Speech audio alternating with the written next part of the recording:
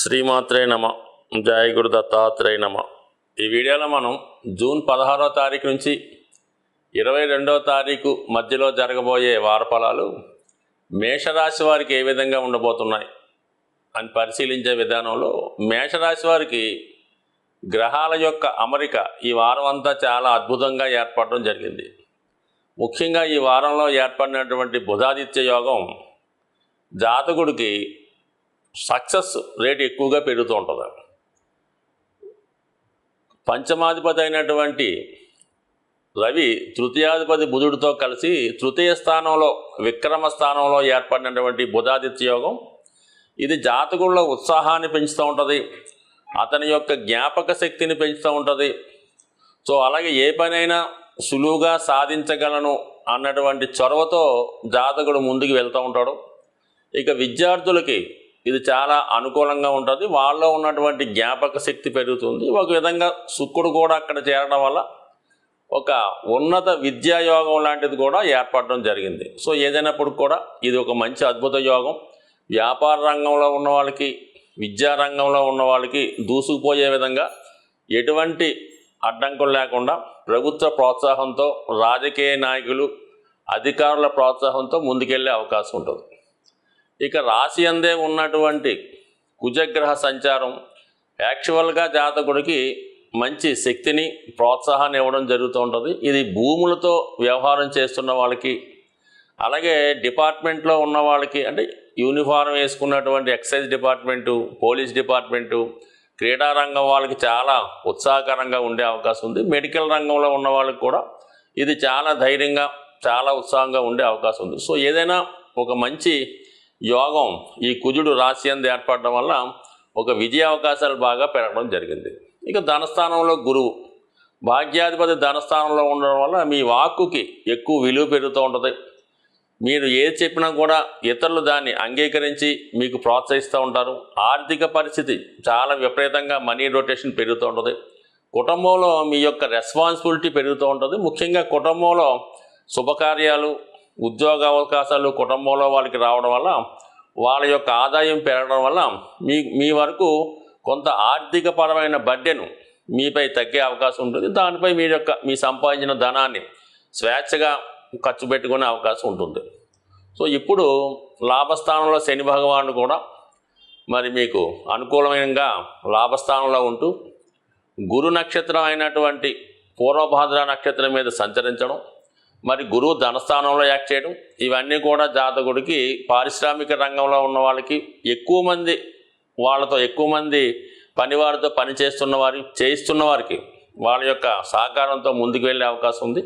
So ఏదైనా రాజకీయ పదవి కానీ, అలాగే ఏదైనా సొసైటీలో మెంబర్షిప్ కానీ, సో ఏదైనా ఒక పదవి కోరుకున్న వాళ్ళకి ప్రజా సహకారంతో మరి ఈ వారంలో మీకు మరి ప్రజల యొక్క సహకారం ఉంది, అటు ప్రభుత్వ సహకారం ఉంది, అటు ఉన్నత అధికారుల సహకారం ఉంది. ఇన్ని రకాలుగా మీరు ముందుకు వెళ్ళడం వల్ల ఈ వారం అంతా కూడా మీకు మంచి అద్భుతమైనటువంటి యోగాలు ఏర్పడడం జరిగింది.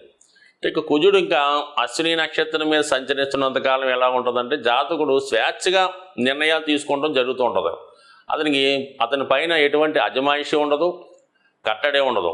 తను ఏది కరెక్ట్ అనిపిస్తుందో ఆ విధంగా వెళ్ళే ప్రయత్నం చేస్తూ ఉంటాడు. ఏ విధంగా వెళ్తున్నటువంటి దారిలో కరెక్ట్గా లేదు, మన ఇప్పుడు వ్యాపారం అనుకూలంగా లేదు, ఇప్పుడు ఈ నిర్ణయం తీసుకోవడం వల్ల మనకి అనుకూలంగా ఉండదు అనుకుంటే ఖచ్చితంగా ఆ నిర్ణయాన్ని మార్చుకుంటూ ఉంటాడు, వేరే మంచి దారిలోకి వెళ్ళిపోతూ ఉంటాడు. సో ఇది ప్రస్తుతం మేషరాశికి ఉన్నటువంటి పూర్తి స్వేచ్ఛగా తను వ్యవహరిస్తూ ఉంటాడు. అలాగే విద్యార్థులు కూడా వాడికి నచ్చిన సీటు రానప్పుడు దాన్ని చేంజ్ చేసుకొని వేరే సీట్లోకి మారడం, అలాగే ఒక కాలేజీ నుంచి వేరే కాలేజీలోకి మారడానికి కూడా ఈ కుజుడు ప్రస్తుతం వాళ్ళకి పూర్తి స్వేచ్ఛని ఇవ్వడం జరిగింది. దాంతో విజయ అవకాశాలు కూడా రావడం జరిగింది. ఇవన్నీ అనుకూలంగా ఉన్నప్పటికీ కూడా రాహు 12వ స్థానంలో ఉండడం వల్ల రాంగ్ డైరెక్షన్ వల్ల నష్టపోయే అవకాశం ఉన్నది.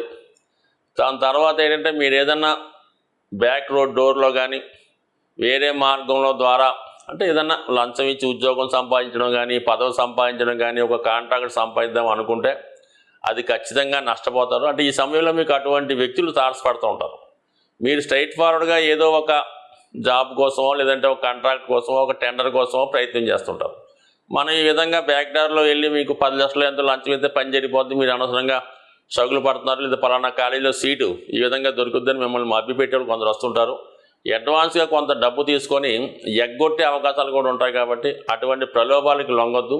ఇప్పుడు జాతకం అంతా బాగుంది కాబట్టి మీరు స్ట్రైట్ ఫార్వర్డ్గా మీకు ఏది డిజర్వ్ అనిపించింది, ఏది మీకు ఖచ్చితంగా వస్తుంది అనుకున్నప్పుడు అందులోనే వెళ్ళడం మంచిది తప్ప అడ్డదారిలో వెళ్ళడం వల్ల ఖచ్చితంగా నష్టపోయే అవకాశం ఉంది. ఈ మధ్యకాలంలో చాలామంది కష్టపడి సంపాదించిన ధనం అనవసరంగా ఖర్చు అయిపోతుంది.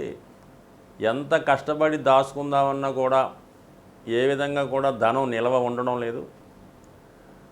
దీనికి ఏదైనా ఒక మంచి సులభమైనటువంటి పరిష్కార మార్గం ఉంటే చెప్పమని చాలామంది రిక్వెస్ట్ చేయడం జరిగింది. అటువంటి వాళ్ళకి ఏంటంటే ఒక మంచి పరిహారం అన్నది చేయడం జరుగుతూ ఉంది.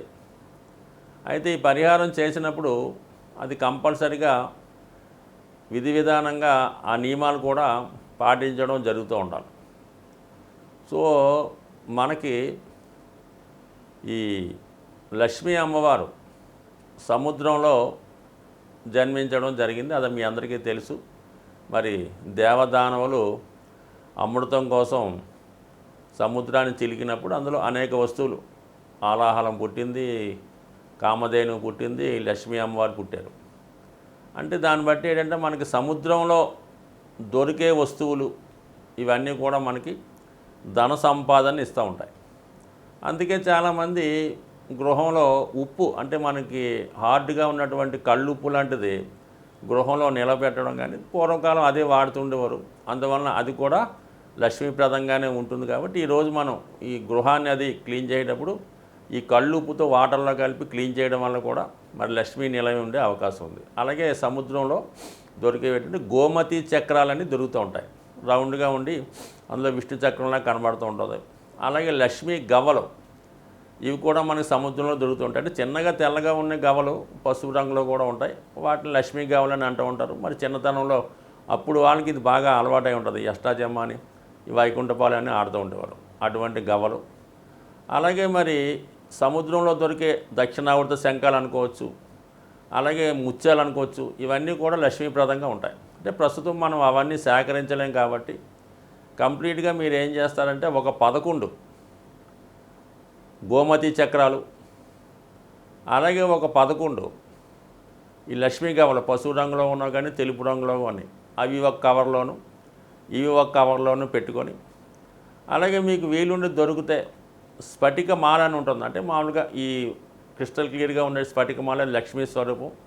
స్ఫటికంతో చేసినటువంటి శివలింగం అయినా పర్వాలేదు, అలాగే మనకి శ్రీచక్రం అయినా పర్వాలేదు, లేదు కనీసం చిన్న స్ఫటిక మాల లాంటిదన్నా తీసుకొని ఇవన్నీ కలిపి ఒక పవిత్రమైన చిన్న బాక్సులో వేసి, ఆ బాక్సులో ఏం చేయాలంటే మీరు పచ్చ కర్పూరం కానీ మామూలు కర్పూరం కానీ వేయడం, అంటే అది పవిత్రంగా సువాసన భరితంగా ఉండే విధంగా అందులో ఈ పచ్చ కర్పూరం వేసి అదొక బాక్స్లో మీరు ధనం దాచుకునే చోట్లో కానీ మీ బీరువాలో కానీ పెట్టుకోవడం మంచిది.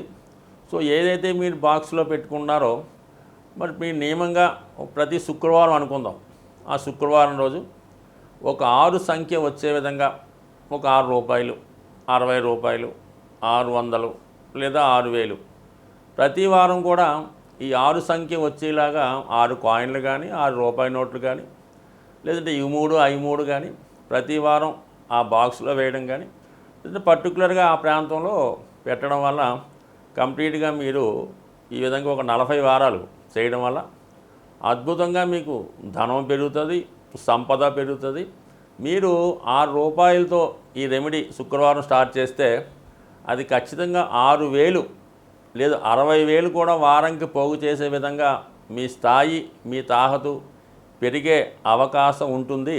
సో దానితో మీరు ఏం చేయాలంటే ఎప్పుడైనా అవసరం వచ్చిందని తీయకుండా ఒకవేళ తీస్తే మళ్ళీ పెట్టేసి కేవలం బంగారం మాత్రమే కొనండి. ఆ ధనంతో ఎంత వస్తే అంత గోల్డ్ కొని మళ్ళీ అదే చోట్లో పెట్టడం వల్ల అది మీ యొక్క వివాహాలకు మీ పిల్లల వివాహాలకు పనిచేస్తుంది. మీ కుటుంబంలో అసలు ఇబ్బంది అనే లేకుండా ఉండే అవకాశం ఉంది. మీరే ఒక బ్యాంకర్గా ఫైనాన్సర్గా మారే అవకాశం ఉంది. స్వస్తి.